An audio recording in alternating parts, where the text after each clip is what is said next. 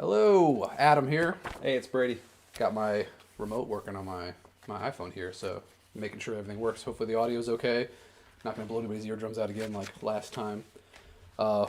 We are here to play Lasting Tales with you guys today. Demo rules. Very important for us to note that these are in work in progress demo rules. These are going to be available for anybody to check out during the Kickstarter, which launches on March 30th.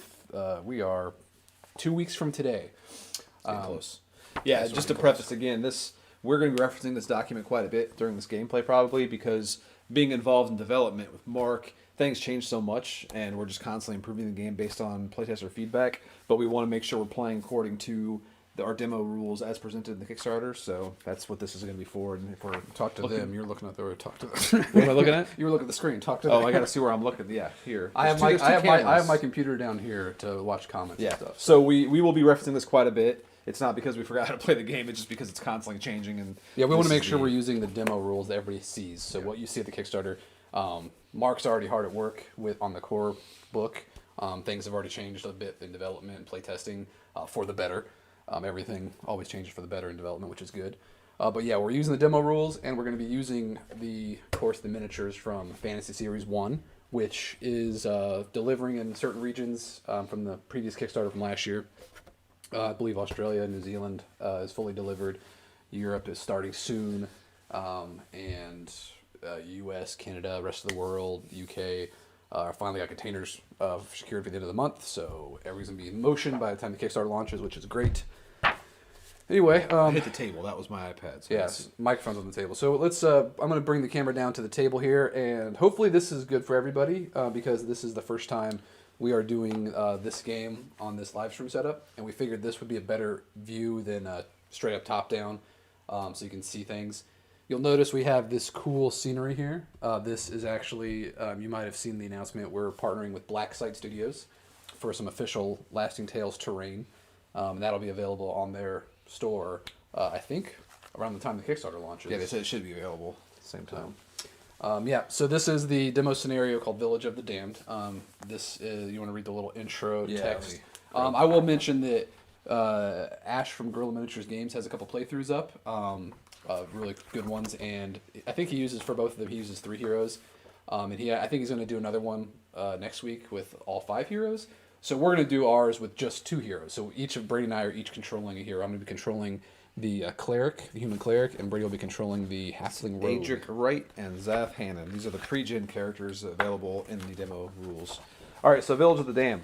Weary after many days on the road, you are thankful to the gods when you see a village up ahead. Though the hour is late, you hold out hope that you might find an inn or at least some hospitable local to take you in. And yet, as you draw near, you realize something is amiss. The village appears deserted, and yet you cannot shake the feeling that you're being watched. All right, so there's several special rules in this particular scenario, all outlined in the rule book here. Do you want to go over any of those, or just have them come out through? No, we could go through them, but you can see as you'll see in the demo rules. Well, it's a very bright light there. This is a breakdown of all the special rules that you'll come across in this scenario. And of course, you can use whatever terrain you have on hand. You don't have to have the official Lasting Tales terrain, although we are working with Black Site Studios to design it specifically for the various scenarios in the game. So, first things first, we set up our hero start in the middle, and then we're going to go ahead and spawn the starting adversaries, which in a 2-hero game, we have 3 skeletons, and go ahead and roll a d6, and we'll see where they're coming in. 6. So I believe 6 is in this corner down here. So they spawn as a group. They're hiding out behind this inn and stable. All right. And then we have the reserve over here, which I'll just show as a placeholder. We're actually using some Altar Quest. Yeah, so we have the graveyard where minions get killed. They go over here, and this is the reserves where they're getting ready to spawn. So the Banshee is potentially going to be spawning soon. All right, so we got the setup. We got our minions spawned, and now we're going to go ahead and get started. We're going to be tracking the turns, because at the end of round 7, I believe, is when a triggering condition happens on the story. But essentially, we're trying to go ahead and search these clues that are on these different buildings here. We have 1, 2, 3, 4. and we want to gather as many of those as we can before night, and night starts at the end of round 7. So the first thing we're going to do in a multiplayer game here is we're going to roll, each of us roll 2d6. Go to roll 2d6 and see who the first player is. Scotty, can you post the link to Black Site Studio in the chat? They kill links in the chat. Oh, okay. Sorry, can't put it in the chat, but it's Black Site Studio. I think it's an S though. Does the website have an S? I think if you Google it, Studio. Yeah, that's why I always forget because I always use Google. I don't know. I got 5. 7. All right, so Brady's gonna be the first player, and then just gonna alternate every round. So the first thing you're gonna do on a round is the hero phase. So the hero is gonna perform a move, an attack, and an action in any order you choose. All right, so my movement and I'm gonna reference our character sheets here. So my speed is 6, and I have D6 auxiliary speed, what's the term term that's for? Secondary speed or again? That's secondary something that's value? changed. Right. Before it was secondary speed value. I think originally. So I'm gonna actually check out this kind of large building over here next to the wagon. So my movement is 6. I'll spend my action to run. So he's gonna add 6 to. So he can move 12. He can move a lot. I can go anywhere I want. So I'm still gonna go over there. So I'm gonna touch this building here.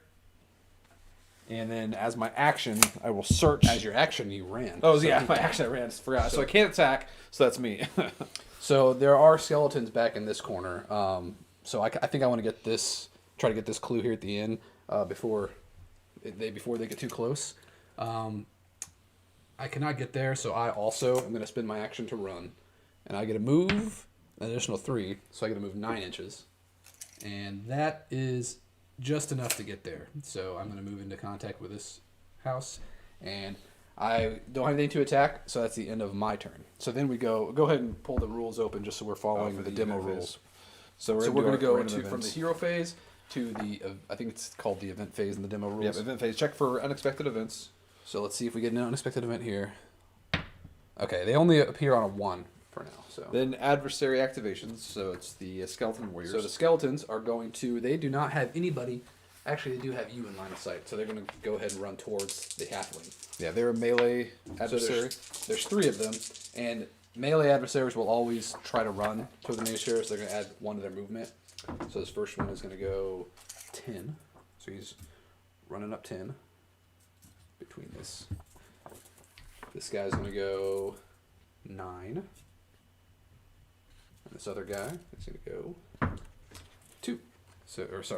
So 8 total. All right, so they ran. There's no other adversaries on the board, so we're going to go to the spawning. Yep. So we check spawns. So we're gonna. So there's nothing in the, or there is something in the reserves. There's a banshee, and they have a spawn value of 6. So you check the graveyard first, though, right? No, you're doing reserve first. Oh, right. Yeah. So she is not spawning. So the banshee stays there, and there's nothing in the graveyard. If there's anything in the graveyard, we would roll for those as well and see if they move over. Other than that, we're going to go to the recovery phase, which if we had anything to deal with as far as status effects or victory conditions. If one of us was defeated, we could try to spend fate to recover. If we had a wizard in the party, they would recover power, things like and that. Then check victory conditions, the last step. So there's nothing to do in that phase for us right now, so we're going to go back to another hero phase. And so the first player will alternate over to me. So Adam is the first player now.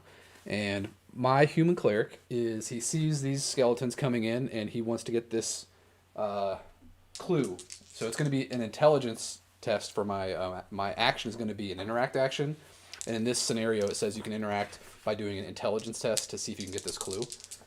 And any test in the game is going to be 2d6 plus your characteristic that you're testing. And the default test difficulty is 10.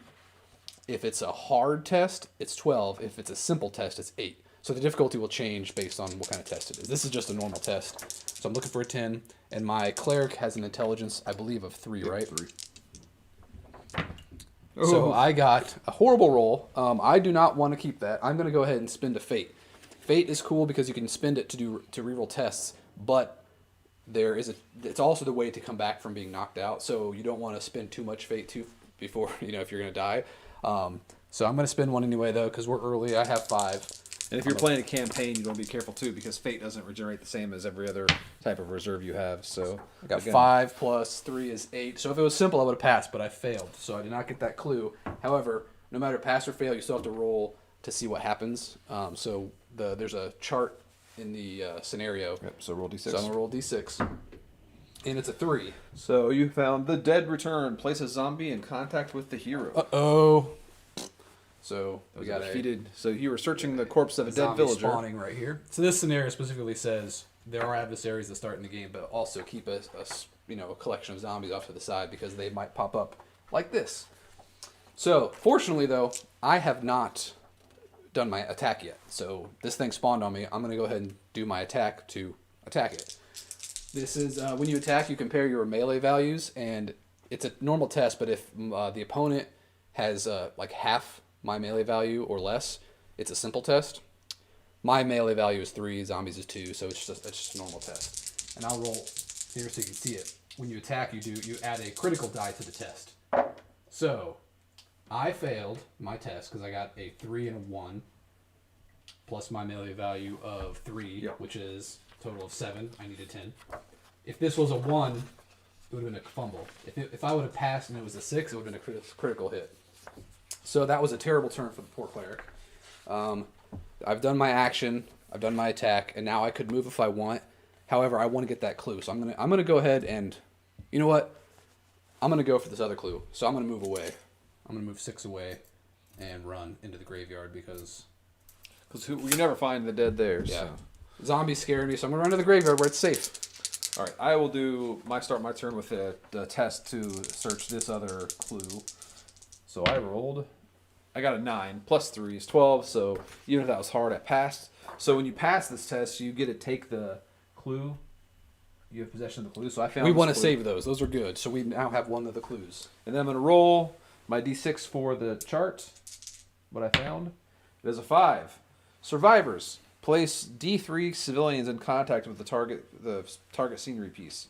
From now on, these tokens follow the civilian special rule. So we have D3.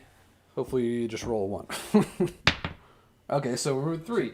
So we have Fantasy Series 1 has plenty of civilian type miniatures.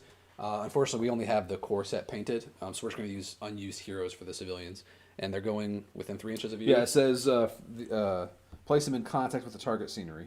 Okay, so you found 3 civilians happen to be hiding down in that house. Okay, I don't want to babysit them, so I'm going to actually move away, and I'm going to head toward this other clue down here. Now, if you stay within 6 inches of them when they activate, you can choose where they go.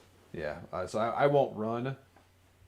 Well, I can't run because I already did my action, so I'm going to go ahead and... Actually, I might move.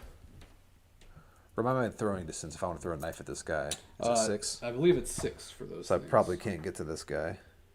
Yeah, it's 6. So I'm going to definitely move, though, to stay mobile. Stay mobile. So I'm going to take a little stride over here. And then... So I can't throw my knife at him. So I can't really do much else, so I'll just stay there. Hang out. Can't attack. So then now it is the unexpected events. Yeah, I apologize for the viewing angle. Sorry, I don't know what Siri's talking to me for.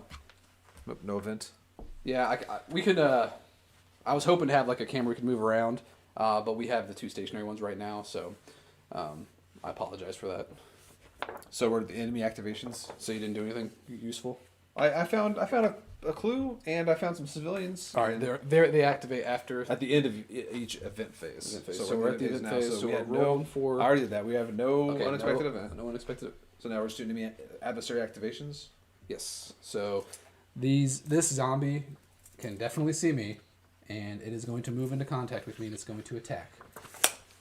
Let's see what it does. Now, enemies do not roll the critical die when they attack, unless specifically stated. Like I think the giant rats do right now.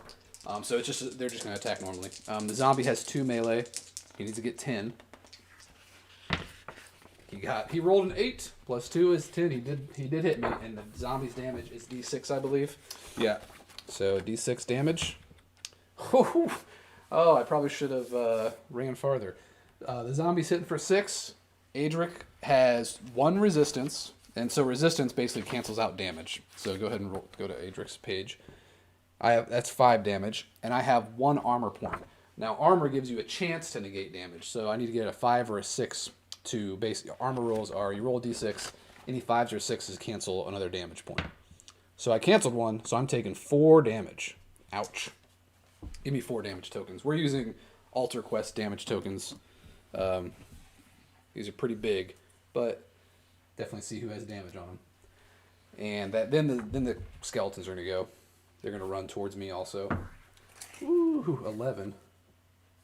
He's going to get there, and he's going to attack me. Skeleton's attacking me for 5 plus his melee of 2. He missed. This other skeleton's going to run up.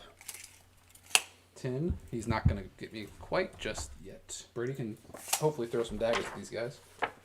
I might. And he's moving 7. All right. So luckily with that variable run speed, we don't, they're not all going to get me. All right, we will check for But I'm definitely in trouble.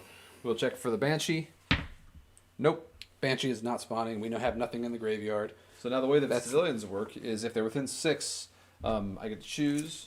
Their movement is 6. They are within 6. It's not the dwarf though, right? Yep. Oh, he is? Okay. Yep. I thought I moved a little further out of his reach. So you can move them all. You want to keep them away from enemies because if they get killed by adversaries, they turn into zombies in this scenario. So I will move them sort of close to me. Stay in this area, so I can kind of keep them in check. Keep my children in check. All right. So that's that, and now we're to the recovery phase. We're moving on to the. So nothing to recover here. Yep. Okay. All right. So now we're at round 3. We have 4 more rounds to get these clues before nighttime comes. There's this one, and this one, right? Yes. So I'm gonna try to. I'm first. Okay. I will. Can I throw? Oh no! Should I come help you or go for that clue? You can do both. I can't get over here this turn. Oh, that clue is low priority. There's a clue here still. I didn't get that one. Well, yeah, if you can get about on your way back out. So I will run up and help out here. So I didn't run, but my action. Oh, should I hide? I forget if we changed that for the action for hide. Because when you move, you lose hidden, right? No. So, I thought it was when you attacked. but I also I'm not in I wasn't in cover, so okay. So I'm gonna go ahead and just attack him. There is a list of actions you can do, and hide is one of them. And this is why we're referencing this because I forget if we change the dual wielding cost to use your action to dual wield to do the offhand strike, or is that the same? It's just part of your attack. Okay. So here we go. First attack. Oh man, I rolled Snake eyes and a 2. I'm gonna do a fate. I have 6 fate, so I will spend 1 to reroll that. Whoops. That's more like it. So I got a 1 on my crit, but I managed to hit him. So and I do was it a d6 damage? Yes. Tell me on that. Wait for your dagger. Yeah. The D3 Is it okay? So I got 3. on the skeleton. Yep. All right, the skeleton has 2 armor. So go ahead and roll 2 dice, and don't roll any 6s or 5 6s. 5. So you got 1 5. Yep. All right. So how much damage do you take total? That was 3, so 2. So he's got 1 left. So my other one's at disadvantage, right? My other attack. So you're just gonna attack him again. Yeah. 8, 9, 10, 11. Oh, I need 1 more. Don't hit that. Oh, sorry. Oh no, disadvantage. I was thinking of hard. It's just disadvantage, right? It's not hard. So I take out the highest. It still sucks. So I'm gonna fade it again. No, I don't think if you have the dual.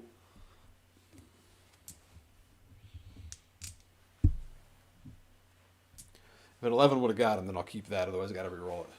Yeah, you hit him. Okay. So damage on that is 1. So roll 2 dice. His armor does not block any, Sweet. so that skeleton is toast.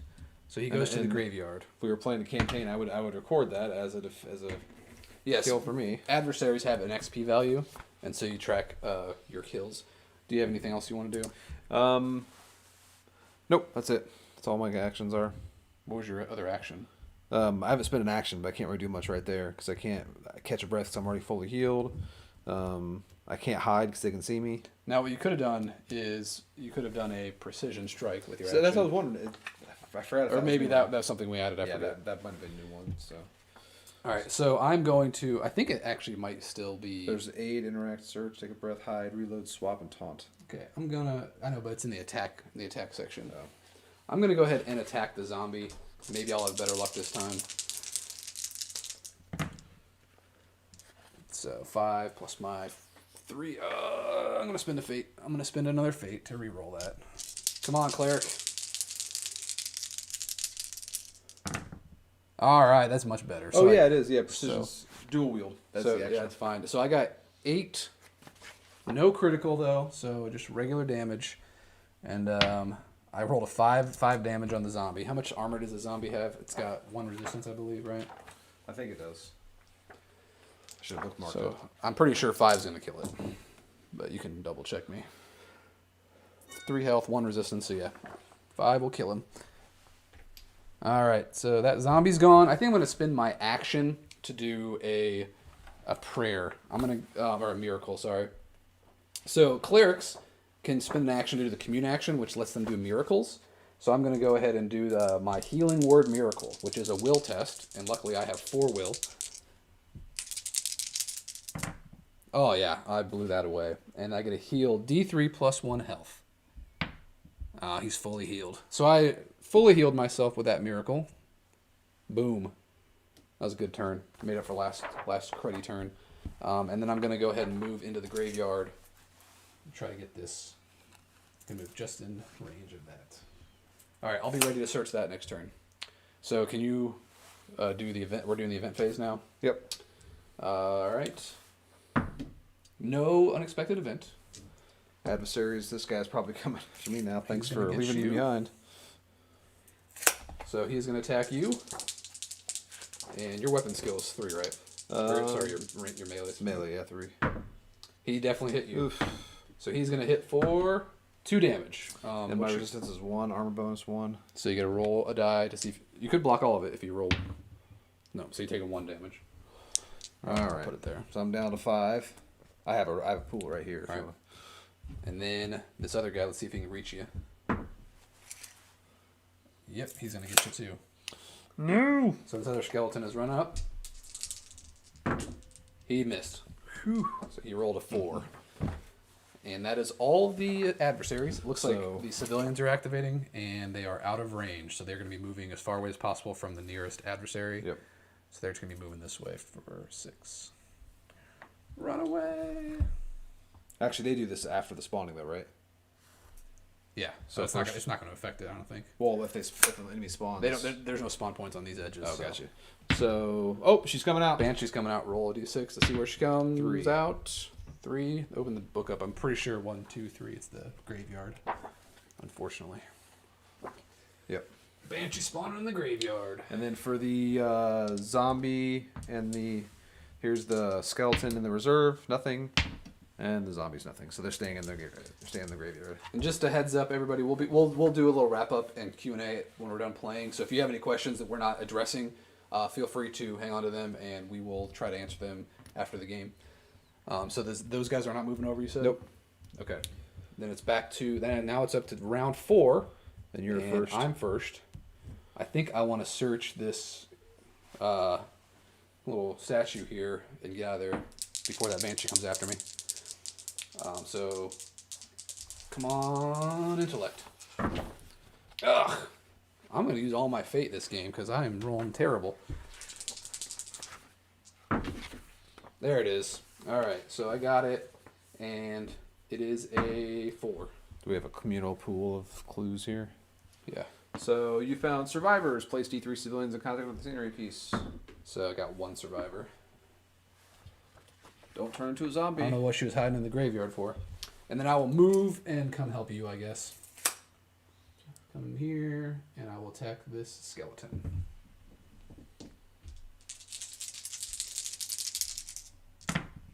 Oh, that's horrible. That's a horrible roll. I did not hit anybody. All right, I will attack one of the skeletons. Oof. Your melee is 3. Yeah. have to go again. Oh my gosh, even worse. All right, so he missed his first attack. Are you gonna do your second attack? Yeah, I'll do my second one. He spent a fate to Is reroll it disadvantage? that. No. Okay. Why do I keep thinking it's disadvantage? There we go. That's a hit and a critical, Nice. so that's you're gonna add a d6 to your damage, so it's a d3 plus a d6. D3 is 7 damage. Oh, he is toast. Skeleton's dead. And then do I want to move? I think I do want to move. I think you need to get that clue because I can't get in. Well, I'm gonna go for this one. That wasn't an action, right? The action was precise strike, which is different. Yep. So my action's gonna be to run away. Run away! I got 9 distance. That's pretty good. I will take it. I'm gonna go here. That's me. All right, so the adversaries are going to go. Skeleton's attacking me, obviously, because I'm engaged with him. And he hit me for 5 damage. I block 1. I block 2, so I'm taking 3 damage. Man. You have 1 left? No. Oh, no. Okay. I'm just tracking damage that way. And then the Banshee is going to go after that civilian. Banshee's is ethereal, so she is gonna ignore terrain, and her speed is 6. So she's gonna. Is it her random speed 5? Just d6. I think it was. So she's gonna get range. Yep. And what's her range for attack? Range 8. Yep. So she's gonna just stop here right after the crypt. And She's gonna wail. She's gonna wail at the poor little civilian. So the wail, she gets 3 plus her range. What's her range? Her range is 8. 8 Range? No, her range stat. Oh, So it's right. Oh, 3. gotcha. So 6. So she actually missed. That would have easily killed the civilian and turned her into a zombie. But fortunately, she missed her wail. And that is going to move those guys just to the edge there. They're going to huddle to the edge. All right. And Did you do an event, by the way? Did we? Oh, I forgot to roll for an event. There is no event. So I'll roll for the 2 skeletons over here. They're fine, and then the zombie. Nope. All right. So the minions in the graveyard are not moving over to the reserves just yet. And that is going to go to round 5. We're getting close to nighttime here. So I will move into contact with. Oh gosh, sorry, ceiling. Yeah, I didn't glue that roof on there, so be careful. So I'll go here. I will search, intellect. See, I roll those just fine. Boom. Got it. Success. See what it is. Probably a zombie, right? It's trap, actually. Oh, trap. I think he Booby triggered a trap. So roll trap, see what happens. Trap table. I'll roll for your trap. Where did it go? It's in the. It's keep going. Should be a trap table. Oh, there we go. Is it 2d6, right? Yep. No, it's 1d6. 1d6. So it is 4. We have poison darts. A flurry of tiny darts shoot out from the minute holes of the walls and floor. The target model suffers d6 damage, adjusted for the resistance is normal. Oh, yikes. Go roll a 1. So 3 damage. So you soak 1 up. Let's see, roll your armor. So you take 2 damage. And it says... Someone trapped that house. and it says if the model takes any damage but is not removed as a casualty, it suffers the poisoned condition. Oh no, so he's poisoned So now. Poisoned. All right. That was... You went first, right? That was my... Yeah. But did we get the clue? Yeah. All right, I'm going to try again to... Oh, before I moved, was I here? I can't reach you with a throw, can I? No, I could. I couldn't throw my dagger. I think I'm going to attack this skeleton, even though I just cannot seem to get... Because I definitely want to get that clue this turn. Yeah, I'm going to do a combat option. So I can do as a melee attack, I can spend my action to do a precision strike. Yeah, so you spend your action to get the dual strike, just so you know. Dual wield it's a combat option, so you spend an action. That's what I thought, yeah. I thought that was a change since the... So I'm going to get advantage on this. So I get 3 dice. When you have advantage, you roll 3d6 and you drop the lowest one. So increasing your chances of getting success, which I definitely got. So I hit that skeleton for 5 damage. Skeleton has 2 armor. Misses both of them, so that skeleton is dead. I killed something. I defeated a skeleton. I spent my action, so all I can do is move. Oh, by the way, I didn't move this civilian. She's gonna be out of here. Into the last turn, I forgot to move her. And I'm gonna move into contact with this building. That's all I can do. So now, event phase. Ooh, no unexpected event. This banshee's coming for this townsfolk here. Right here. So ranged adversaries will just move to get into range of their range attack. I have a feeling this civilian is probably gonna get toasted this turn. Oh yeah. What's her willpower? I think it was all 2s. Oh. Yeah, 1. All 1s. So she took 1 damage. And 1 health. She's toast? Yep. Okay. So she did not live up to that whale, so she gets replaced with a zombie. Alright, and then... I think that's it, right? That was the only... Is that one that doesn't activate, right? Because it wasn't the start of the activations. That's a good question. Let me double check that. I think that the civilian rule says when in this scenario, if a civilian dies, they turn into a zombie.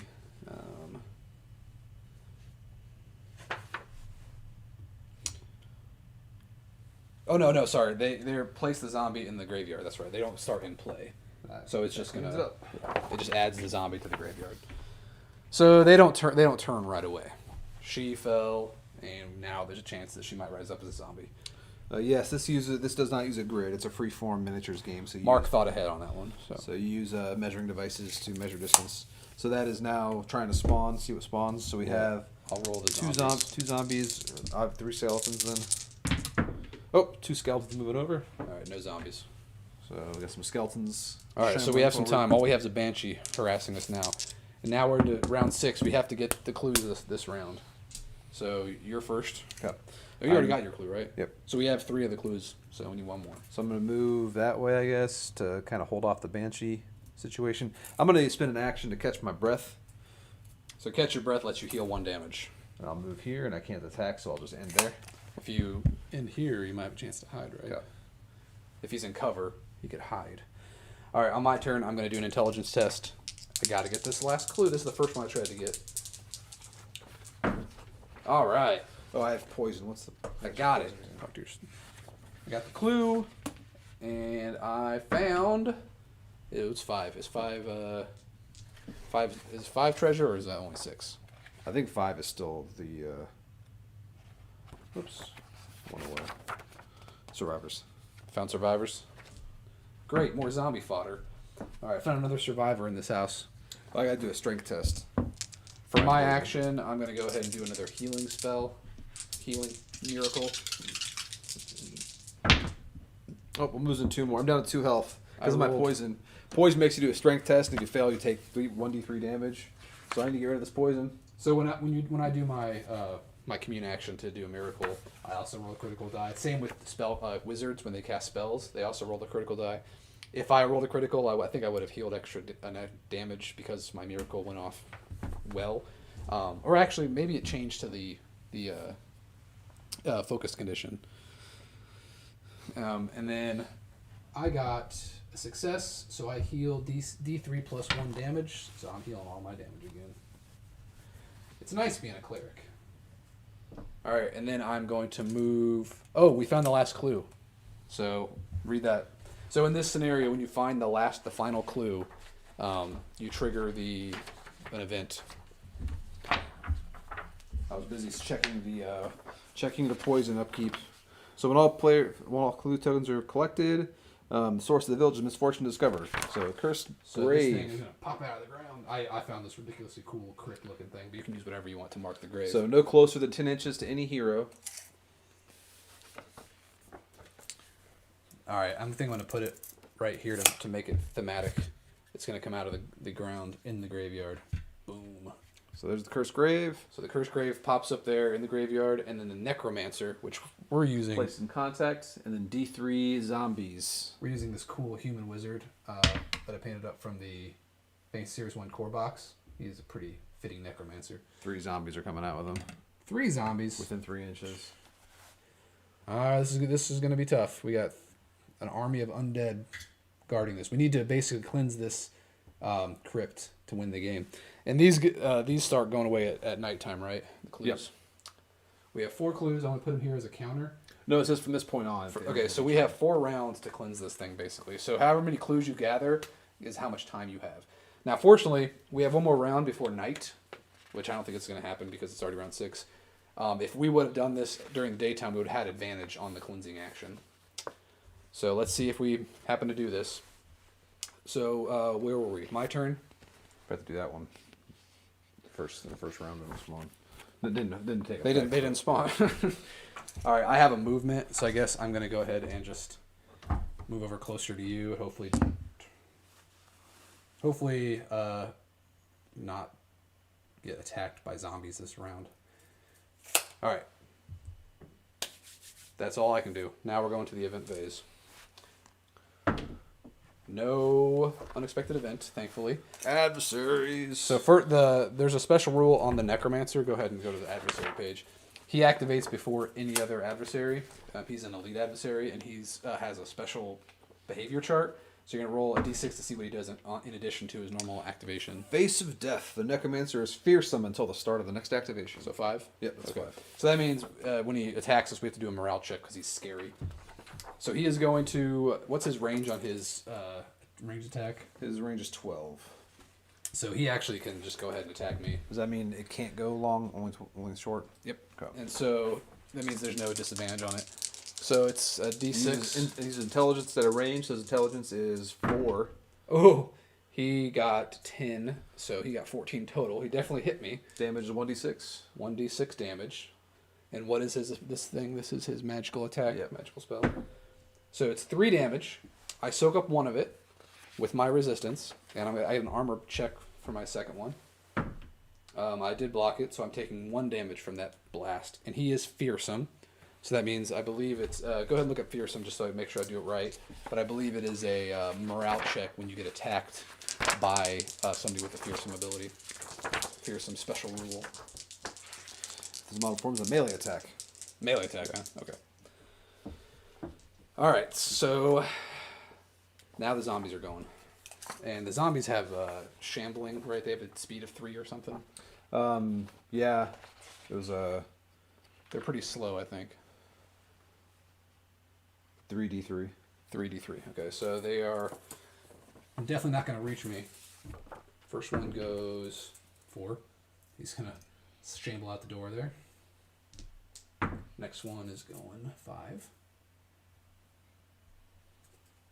Last one is going 6. He was the fastest. He's a stumbler. And then the Banshee's going to come and wail at me. Banshee moves up and wails. What's her range value? This is the Banshee. Yeah. Range is 3. So she hit me for 4 damage, and my So will... it ignores your resistance. But That's their current will. Yeah. So she hit me for 4. Luckily, my will is my best characteristic, is 4. So I soaked up all of her wail. I didn't take any damage, which is good because if you take damage from the Banshee, there's a chance you have to do a morale check. And I'm going to move the civilian. Are you within 6? Yeah. I'm going to move the civilian back here. So they're just standing at the wall, right? Because Yep. they can't do anything. So spawning for the 2 skeletons in the reserves. Oh, one's coming out. It's coming out on a 6. I believe that's down here. And then the zombies are not moving over, but that skeleton is moving over. And that is the end of round 6. So we're now round 7. So now nighttime. It's now darkness. End of round 7. So we have one more round before darkness. So it's not nighttime quite yet. And you went first last time, right? Yeah, I was first. So we didn't explain this when we started, but when you make a character in the game, you get to pick one piece of adventuring gear. And I chose Holy Water because that's something that's only available to clerics and paladins.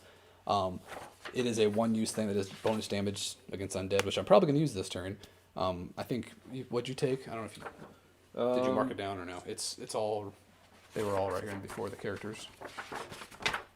Oh, yeah. So I took Holy Water. I will just move up, and I'm going to go ahead and get dirty here. I'm going to move up, and I'm going to attack the zombie.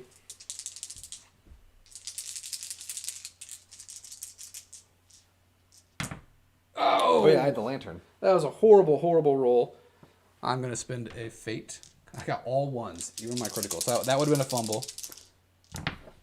That's much better. So I got 7 plus 3 is 10, so I hit. I do 6 damage, which means the zombie would soak up 1 of it with its resistance. Not enough, so I killed that zombie. And as my action, I'm just gonna catch my breath and heal that 1 damage. I wish we had a barbarian with us. I will, I think maybe run. Let's see if I can. Yeah, I'm gonna run. 7. That's just enough to get that zombie. I'm gonna fight him. My attack. Now what he could have done is he could have hidden. Yeah, but if you move, you lose the hidden condition. That's like a later on rogue thing where you can move around. Yeah, there are new abilities you can unlock. Oh, you hit. So I got no crit, so just regular damage. D3, right? So 2 gets a zombie. I think he has 1 resistance. Squeak him. He has 1 resistance, so he did 1 damage to him. All right, so I will do my other attack. Oh wait, no, that's an action. Never mind, I forgot. That's an action. All right, I don't think we're gonna do this. Yeah. Let's get overwhelmed here. So the event. That's it for the hero phase. We have to go to the event phase. No unexpected event. Now we're activating minions or adversaries. Necromancer goes first. Let's see what he does. He is gonna roll a 5. Same thing, right? Face of Death. He's fearsome. Luckily, we're not in melee with him, so it's not gonna hurt us right now. And then he's gonna shoot. Looks like he's gonna shoot you. Yeah, he's gonna shoot you. So he hit you. For 3 damage. So I have 1 resistance plus. This ignores armor though? Nope. It doesn't? Nope. Okay. So I just block the ones I'm taking 2. Taking 2 damage. That's exactly enough to knock me down. So I'm knocked down. So he is going to be knocked over. That means the next time I have to try to get my fate up on the recovery phase. That means the zombies are going to be going after me. So I'm just faking it. Both these zombies are moving up. First one's attacking. He hits. He does hit me for 2 damage, which I soak the first one, and I take the second one. So I'm taking 1 damage from that zombie. And then the next zombie's going to attack me. And again, he rolls 2d6. That's 5 plus his melee of 2, which is 7. He misses. Yeah, Martin, we'll go into detail about the kind of the scenario building later. And once we finish the game, we'll kind of go into details. And the Banshee is going to be screaming at me. Range 3. She missed, thankfully. Okay, that was bad, but it could have been a lot worse. Now the darkness rules kick in. We're into the event phase, right? So, yeah, she moved. She ran. Oh, skeleton's here too. There's a skeleton in the corner. Oh, so she would end up running from him. So she'll run this way, right? Yep. She's gonna. Here's for the skeletons. One of them is coming on 6 again. So the every minion also has a spawn value, so that's what we're rolling to see if we reach their spawn value. And then one zombie's moving over. So we got some enemies to contend with still. So obviously, the more enemies you have in the reserves or graveyard, the more chances are some will spill over because you're rolling so many dice. Okay, so now we're in the recovery phase, and you are knocked unconscious. Yes. So I have to spend a fate to do a fate roll. No fate rolls. Oh, no fate roll. You just spend it and get it up. Gotcha. Spend up things. There we go. Because the one adventuring equipment things, the lucky charm might need to be changed. Then new round. Oh, it's darkness. It is darkness now, but it isn't. It's also a new round. So now that darkness is in play, range attacks suffer disadvantage for anybody more than 12 inches away. Line of sight cannot be drawn to hidden models more than 12 inches away, and all of our morale checks are now hard, which is not good for a banshee and this fearsome necromancer. All right, so I'm first this turn, so I'm just going to attack this guy. Actually, maybe I just want to run past him and go for the necromancer. Oh, we haven't been discarding clue tokens. That was just this turn. Will be the first one we discard, I think. No, it says when the grave is placed from this point on. Yeah, I know. That's what I'm saying. This was only the second turn since the game. So we discard one. Yeah. So we lost one. We have 3 turns to cleanse this. So I think I'm just going to run to the necromancer. So I'm going to run. I have enough movement to get around that banshee. And I'm going to try to take on this guy. Now, does his fearsome was only for the last turn, right? That face of death? Until the end of... He has until the start of the next activation. Okay. So he is still fearsome. Okay. So I will attack him. Oh, yeah. There we go. So I hit him. I'm assuming what's his melee? That's a critical, too. What's his melee? I think it's 3. So it wasn't. No, it's 2. It was a normal test then. So critical. So I'm rolling plus d6, right? Yeah. So it's a d3 plus a d6. D3 is 3. Oh, nice. So 8 total. 8 total. Woo! He has 1 resistance, so it soaks up to 7. He has 5 health, so he is dead. Nice. So one back. One knife in the back. He's is an all I elite need. adversary. So the rogue would have gotten an XP for that one, and he does not go in the reserves, right? And also, when the necromancer is removed as a casualty, no more zombies may spawn this game. So those zombies are gone. So no more summoning zombies. Now we just have to worry about skeletons and banshees. All right, and then that was my whole turn. So. Okay, my turn, right? So I will attack one of these skeletons. I think I'm gonna go ahead and use my holy water to it's a one-use thing. I don't know. Maybe I should use the holy water on the banshee.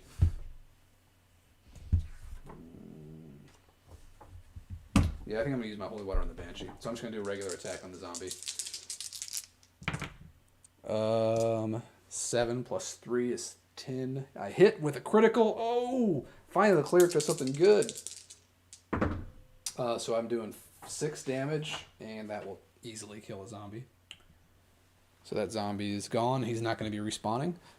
I think I'm going to move up. I'm going to do something here to get this banshee to stop screaming at us. I'm going to move into melee with her.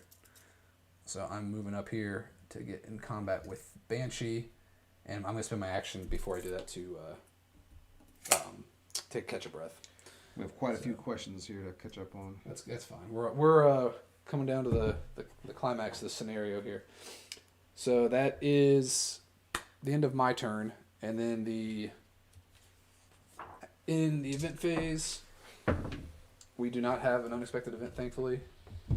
And Banshee and these guys are just moving up, right?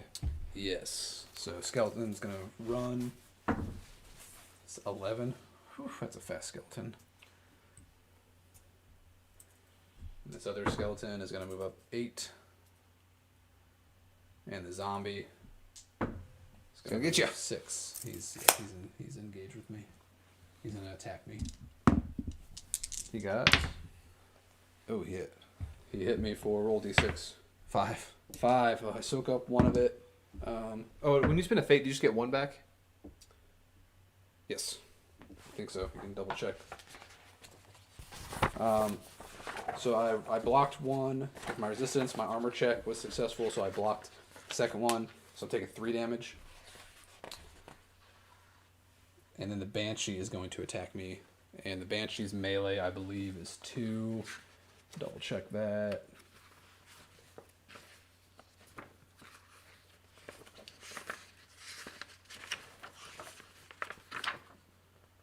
Yeah, the Banshee's melee is 3, actually. So she's meleeing me.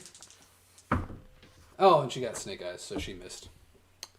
And civilians are... This one's moving away. 6. I think we're good there. All right, and then we are on the recovery phase. Let's roll for the skeleton spawning. the skeleton does spawn over here in this corner. Over by the civilians. That's down here in this corner, right down there. And that's it for this round. So now we're at round 9. Losing another one of these. We have 2 turns left. And you went first last round, right? Yep. It's not even covered. What's that? It's not covered. So I'm going to... I'm going to attack the Banshee.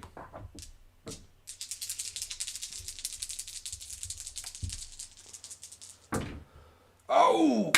I was going to use my holy water. I don't think I need to. So I got another critical on this Banshee. So I'm going to do an extra d6 of damage. So it's 6 total. The Banshee has 1 resistance. And, she's ethereal, so she blocks 1. Oh, I didn't roll my other. I rolled 1 die for damage. So I'm doing 11 damage total. So this Banshee is toast. So she has 1 resistance, and she's also ethereal, so any non-magical attack would reduce damage by another point.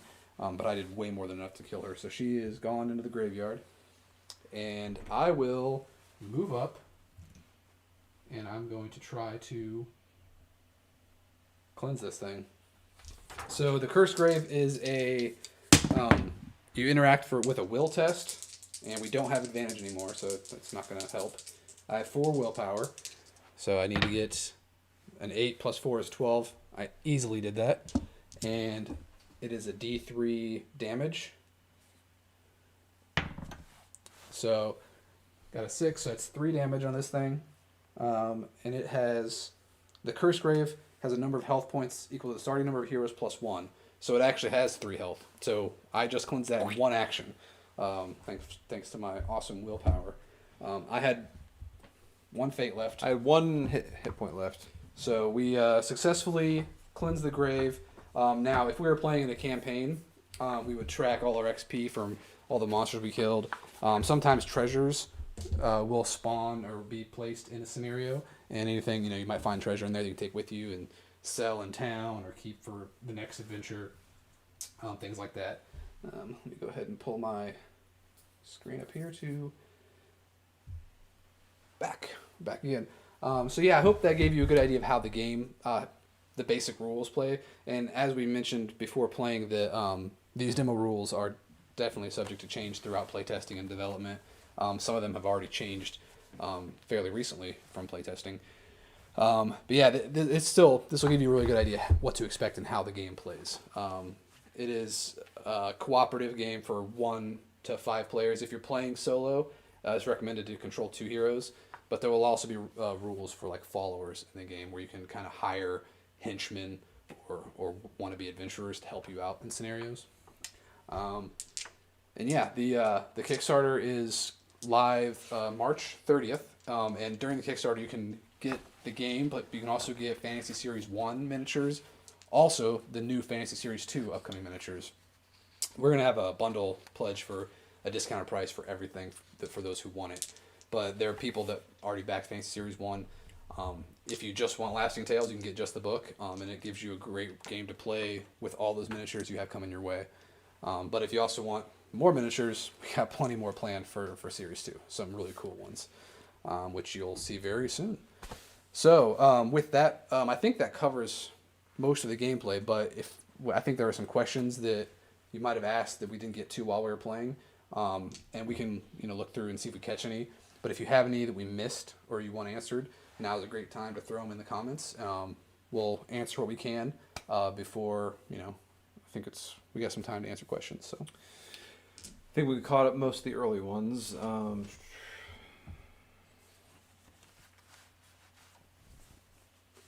going to do So people have been asking about terrain, about how to handle terrain if you don't have a lot of terrain.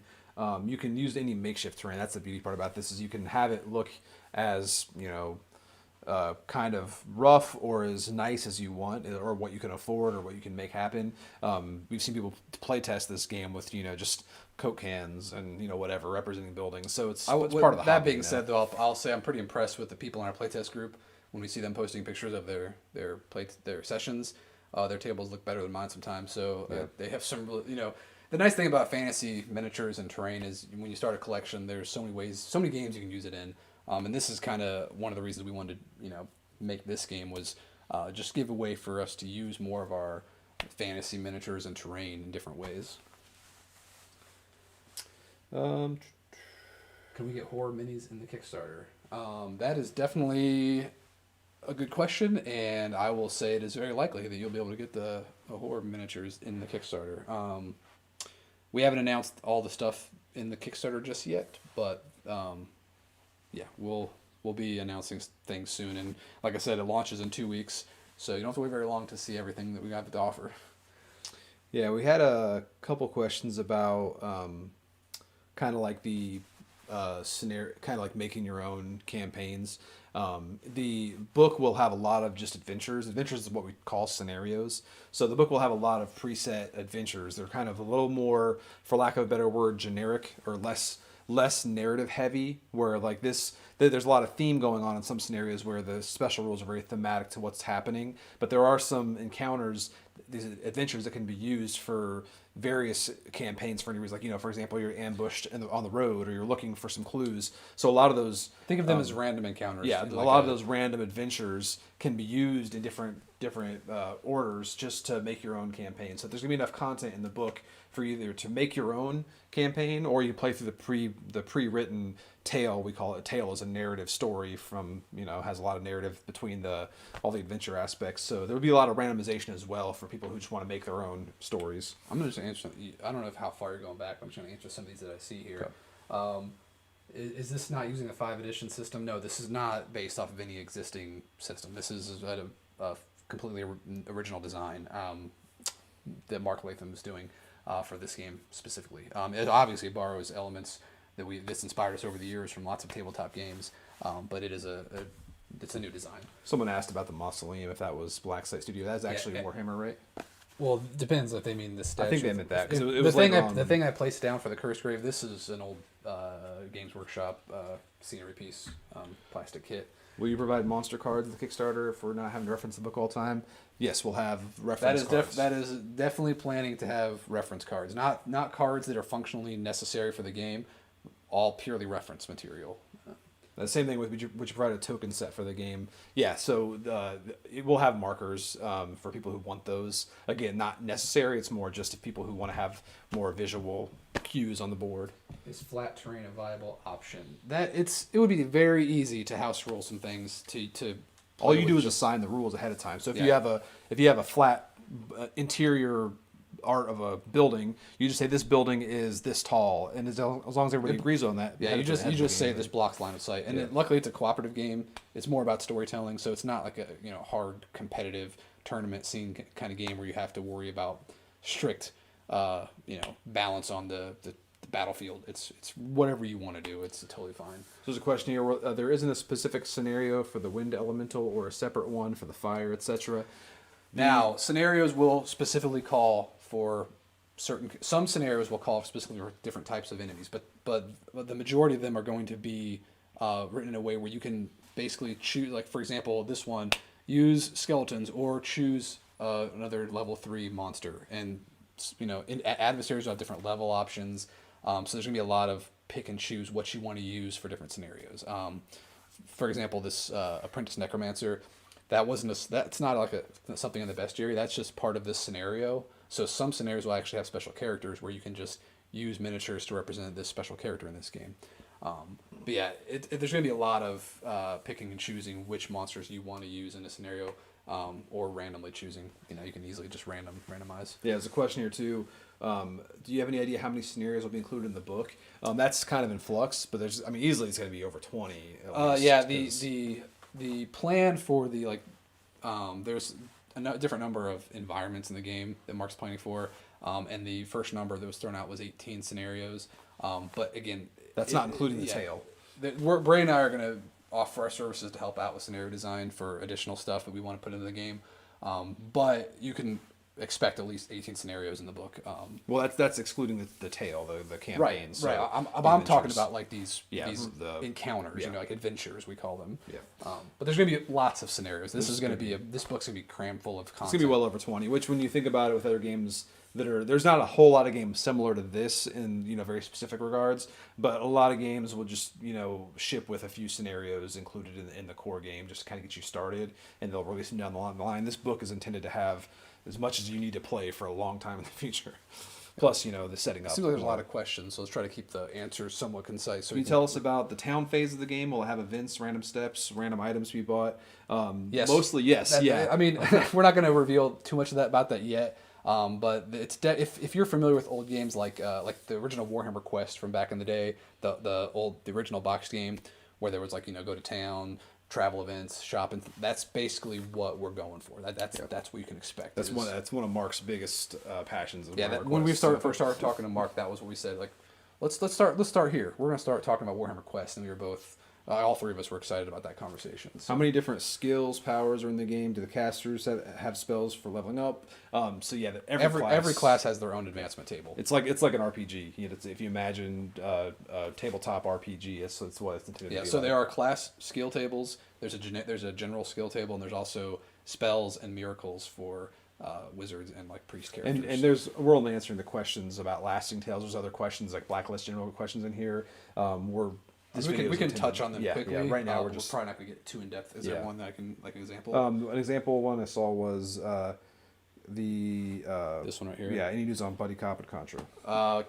Buddy Cop is going to production. Contra is with licensor approval right now. So I mean, basically with Contra, we're at the mercy of the licensor. That's Konami's got to approve things before we can proceed. So. Someone else asked, does it have does it have any special rules like destructible terrain and interactable terrain features like an Ultra Quest? Does terrain play a big part? That's all going to be in the adventure specific rules. And this is a good example of for example, this grave, the cursed grave. That's something that comes into the game and you have to interact with it.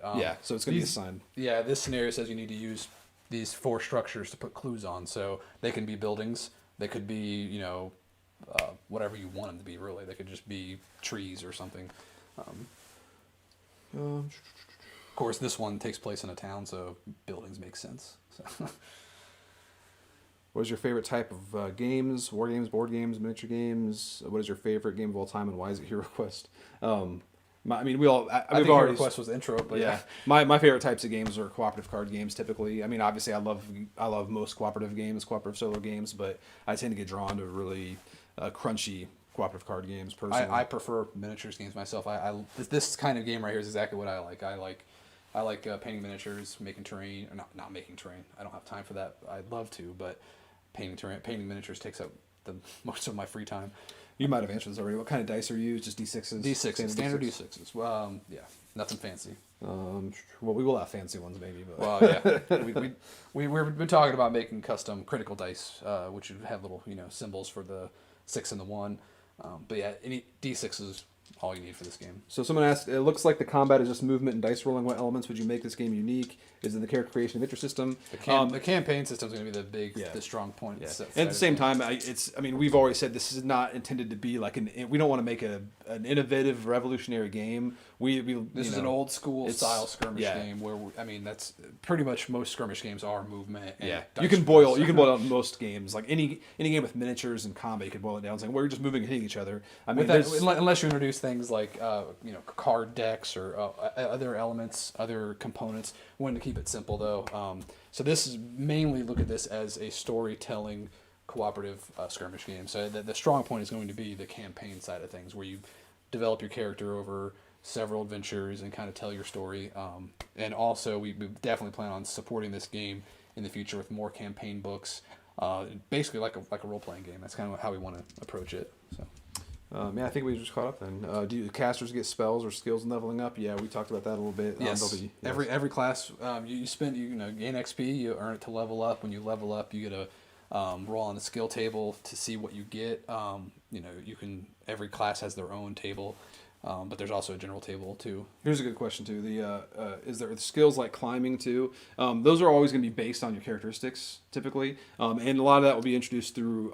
There is rules for climbing. In the terrain section of the rule book. Yeah, but if you're getting into more specific things like very specific skill sets, those will be always tied back to certain characteristics, and they'll be called out in the rules for the adventure if they apply. Or you can make your own. That's the whole idea, is making this be a system that's easy to customize to whatever story you're telling. Yes, the simpler the rules are, the easier it is for people to design their own content for it. And that's also an exciting thing is that the way when we were working with Mark on the playtesting of this originally, immediately Brady and I were thinking about ways we could make our own stories in this system very easily. Like the hard work's done with the math and everything and the stats, and you can kind of just build on top of that it's very, very simple to yeah. And a good example of this is we keep talking about the tale that's included in this book, which is going to be the story campaign. That's something that we'll be developing based on Mark's adventure designs for kind of the core adventures in the rule book. So that'll be an example to show how,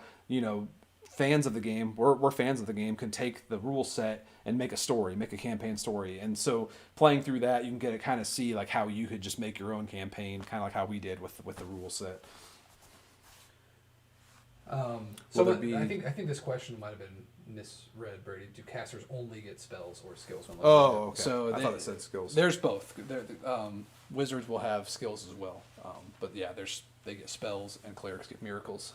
Will there be dungeon scenarios, or is everything playing over ground? So that's what Adam mentioned. The three main types of environments: settlements, wilderness, and dungeon are the three main ones we're working with right now. Everything falls within one of those categories, roughly. Yes, and if you're like me and have some, random collections of like Dwarfen Forge scenery, that would work awesome for dungeons. I'm pretty excited to start messing with that. But yeah, those are the three main environments, and they will each have an equal number of scenarios tied to them, as far as like the random ones go. So we have, will there be some crossovers from this and Dire Alliance in some way? It's not out of the question. Well, I mean, not Dire Alliance, but I thought you meant the horror miniatures. There could absolutely be crossover for that. Anything we make miniatures for that are like would make sense in a fantasy world could absolutely have crossovers. Even existing stats, like for example, the zombies in the Fantasy Series 1, there are zombie type reclaimed in Dire Alliance or the horror series that work perfect for zombies. They look like zombies. So another question here, two of these back-to-back questions about releasing additional tales in the future. That's the goal. We hope this game is something that we can continue to support. In a sense, the way we kind of view it is we were like Pathfinder fans, Pathfinder the RPG, and I always loved how they kept releasing those adventure path books, but I had no really reason to keep buying them because we didn't have a solid, a steady RPG group. But we want to have something like that where it's like you could have steady content, just a book that's just you can play through, solo or cooperatively. Yep. You just play through adventure like I think a good way to think about it nowadays with like D&D 5th edition. I go to the store and I buy like the I think it's the Frost Maiden something. Rime of the Frost Maiden. The newest adventure book. It's like a hardback book. I just imagine that in Lasting Tales where you go to this, you go buy this new adventure, Rise of the Demon King or something, and you just that basically contains everything you need to play that campaign. In Lasting Tales. Yeah, ideally we could do something where every I don't know if it's annual or what at this point, but every book we do, it would be here's some additional rules, maybe some new races or something, plus a new story to play through. We definitely have ideas for the core set has the main races and classes, but we definitely have ideas to expand that in the future with you've even seen some of the races we've hinted at in the Fantasy Series miniatures line. We definitely want to do new races, sub races. You'll notice that in the core rules we have halflings, but it all makes sense to maybe in the future have gnomes as well, or gnomes are a different version of halflings, because gnomes are cool too. Yeah, and somebody asked if we're offering more tales in the Kickstarter. Probably not, because the tale is a big. It's an epic campaign. We don't want to just cram a bunch. This in isn't there, a big secret. We're not revealing everything that we have stretch goal planned, but it's not a big secret to say this, that all the stretch goals in this Kickstarter are going to be miniatures. Like we're going to offer the book as a pledge. And the stretch goals are going to be miniature stretch goals. But they're going to be miniatures you can use in Lasting Tales. So they are miniatures, but they expand your options for the book as well. So yeah, we don't want to start, because the book is already going to be pretty beefy. With just it is a very ambitious ambitious book. I mean, Mark is buried in writing. Like he's been doing so that so many adventures. So. But that is the idea. We want to make sure that we want to give everybody a framework where most of the book is here's how you can build your own campaigns, and here's a campaign you can play through to see an example of how that's done. So like I said, Adam and I are fans of this game. We're gonna make a campaign based on Mark's rules, so you can kind of see how I could do that too, because you're just interpreting how we're seeing the way the adventures work and everything, and how the campaign system works, and then just telling a story on top of that. And you and your players can pick up the game, and do the same thing, just make your own stories. And that's, I mean, the one other thing to keep in mind is this is a new territory for us as a company. This is the first time we've ever done a tabletop miniatures game. It's not a board game. It's just a book. So we kind of want to see how it does, how people like it. We have to kind of gauge interest before we make huge plans for years to come of playing out products. We definitely have those goals. We want to do those, but we have to see how this Kickstarter does first. If this Kickstarter blows up, we're going to start planning years out with it. So we have lots of things we want to do with it, and I hope the interest is there. My daughter, who's 9, has. I got a question you're asking. We played this with our kids.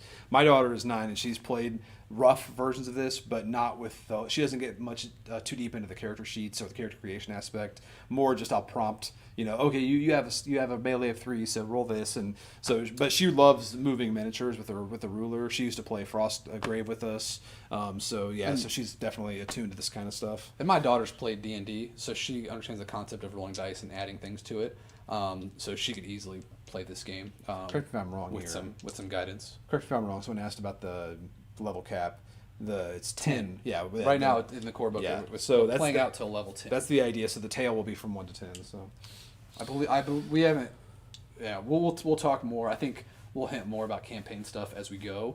We don't want to reveal too much yet. That's. Lasting Tales is not the same setting as Alter Quest. Alter Quest is a very specific setting that was made for one of my previous D&D campaigns. It was a much more specific fantasy world. What we wanted to create a kind of just more classical high fantasy world that's more just D&D oriented. So this is a new world that's not Alter Quest, but it is it's high fantasy, so it's similar enough. Will there be a miniatures only pledge? Yes. If you want to just get the miniatures, yes, there's going to be a pledge for just the book. There's going to be a pledge for just the miniatures. There's going to be a combo pledge. I believe it's and then there's going to be like a super combo pledge that includes Fantasy Series 1 as well as Fantasy Series 2 and Lasting Tales. Here's everything you need. Or not everything you need. Here's everything you might want. So Martin brought up a good question. He asked will there be gnomes in this, because we had gnomes in the miniatures. So funny story, the gnomes in this world, Aetha, are actually just a variation of halflings. So halflings are kind of more common race. Gnomes are a little more kind of hidden away, kind of more secretive. So we definitely will introduce gnomes like officially, but if you were playing as a gnome, they would typically follow the halfling rules. Yeah, as of now, this actually falls into what we're talking about with sub races. We're definitely talking about sub races. For example, elves, like there could be high elves or wood elves, we have all those kind of discussions going on with Mark about how we can expand the game. We kind of wanted to start with just the baseline stuff, and the miniatures we offer will cover those. Like for example, we have half elf miniatures. Those can be used as elves in this game for now. The way I see it is if a lot of common people in this world, they would see a halfling and a gnome and they would just say, oh, it's a halfling, or they don't know the specifics about like what a gnome, how a gnome is different, even though they're kind of more of a rarity in the world. But they're close enough where they can play under the same rule set. When we introduce the actual rules for gnomes, they'll just go more into the background, and then that's when if you're a gnome character, you might have different things start to emerge because now there's this mystical presence to these creatures that used to be just known as halflings. So, and I would also say that in this world that half elves, their elven heritage is definitely more prominent than their human heritage. So that the special rules for elves or their stats, they're considered elves even though they're just half elves. Yeah. So we'll get deeper into those kind of the backstories and those characters when we introduce them. But for now, you can just assume that gnomes are essentially halflings in this world, even though it might not be accurate.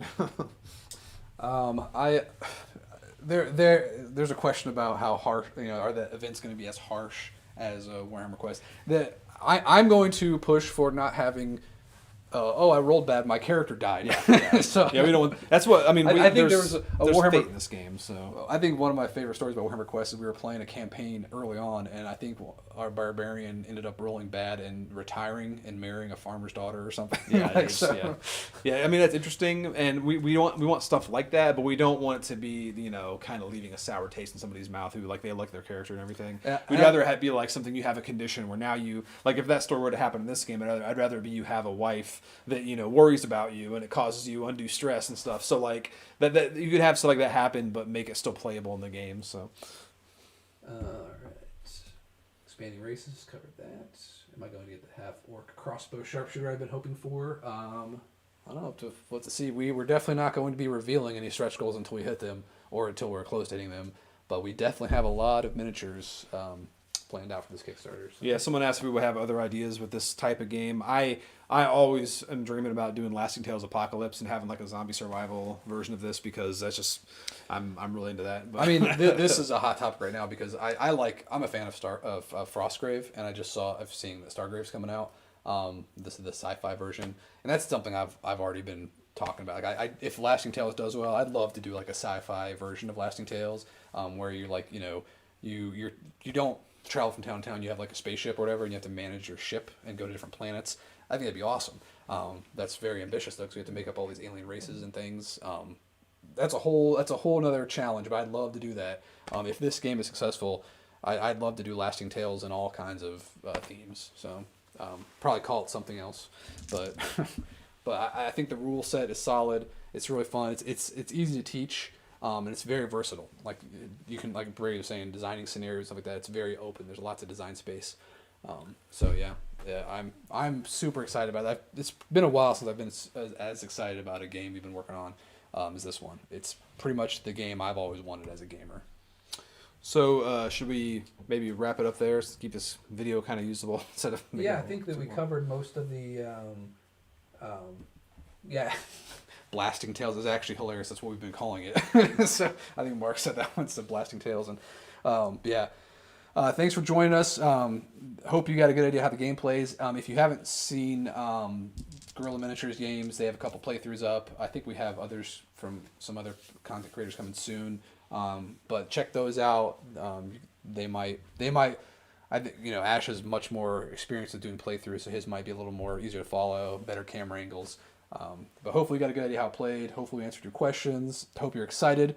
If you haven't yet, go ahead and subscribe to our YouTube channel to get notified when we do videos. But also check out the blacklistgamesllc.com. Take you to a reminder page for the Kickstarter. You can go to there and you can hit the sign up button to get a reminder when the Kickstarter launches. You'll want to be there. Get tons of miniatures for a great value, or you just pick up the book if you think the game looks cool. Check it out, share it around. Hope to see you there. See you in a couple weeks. Thanks, everybody.